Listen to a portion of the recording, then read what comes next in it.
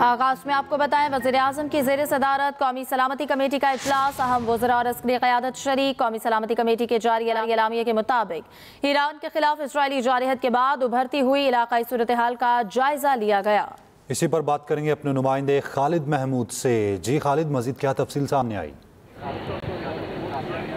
जी देखें जी, वज़ीर-ए-आज़म शहबाज शरीफ की ज़ेर सदारत आज कौमी सलामती कमेटी का इजलास तकरीबन 2.25 घंटे तक जारी रहा और आज के इजलास में जो इसराइल की जानिब से ईरान के ऊपर हमला किया गया उसकी शदीद अल्फाज में मजम्मत की गई और उसके बाद जो ईरान की तनसीबात पर, एटमी तनसीबात पर हमले किए गए उस पर भी तशवीश का इजहार किया गया है। और पाकिस्तान ने एक मरतबा फिर, और ख़ासकर ये कौमी सलामती कमेटी है, इसने एक मरतबा फिर जो इस अज़म का इरादा किया है कि ये आलमी कवानीन की खिलाफी है। ईरान की तनसीबात पर हमला करना और ईरान की मासूम शहरियों को निशाना बनाना आलमी कवानीन की खिलाफ वर्जी है। इसके अलावा कौमी सलामती कमेटी ने IAEA के जो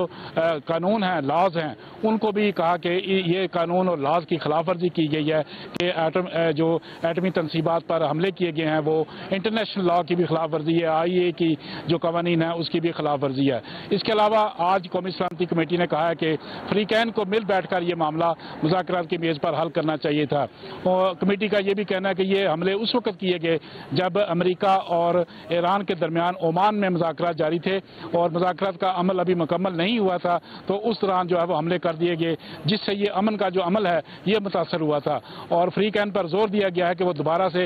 इस इशू पर मुज़ाकरात करें और मुज़ाकरात के हल के लिए तमाम जो रुकन ममालिक हैं, खासकर इस रीजन के जो ममालिक हैं, वो अपनी अपनी कोशिशें करें। और इसके साथ साथ कौमी सलामती कमेटी ने इस अज़म का भी इरादा किया है कि पाकिस्तान के अवाम, पाकिस्तान की हुकूमत सफारती सतह पर, सियासी सतह पर ईरान की हुकूमत के साथ है और ख़ासकर जो ईरान के शहरी जहाँ बाक हुए, शहीद हुए,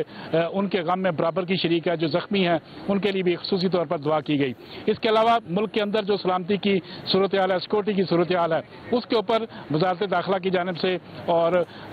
जो वज़ीर दफ़ा है उनकी जानिब से एक ख़ुसूसी ब्रीफिंग दी गई, जिसमें मुल्क की सलामती के हवाले से जो इक़दाम किए गए हैं उसका तफसीली जायज़ा लिया गया। इसके अलावा जो पाकिस्तान सफारती सतह पर कोशिशें कर रहा है इस जंग को रुकवाने के लिए, उसका भी तफसीली तौर पर गौर किया गया और एक पॉलिसी मरतब की गई कि पाकिस्तान आलमी सतह पर इस जंग को रुकवाने के लिए अपनी तमाम कोशिशें करेगा और इस हवाले से किसी भी फ्रीकैन से अगर बात करने की ज़रूरत पड़ती है तो पाकिस्तान उस मामले में जो है वो बातचीत के लिए तैयार है। इसके अलावा पाकिस्तान ने यह भी फैसला किया कि तमाम जो आलमी फोरम्स हैं उसके ऊपर भी पाकिस्तान अपनी आवाज़ उठाएगा, खासकर UN लेवल पर सलामती कौंसिल की सतह पर पाकिस्तान इस जंग को रुकवाने के लिए अपना जो कलीदी किरदार है वो अदा करेगा। जी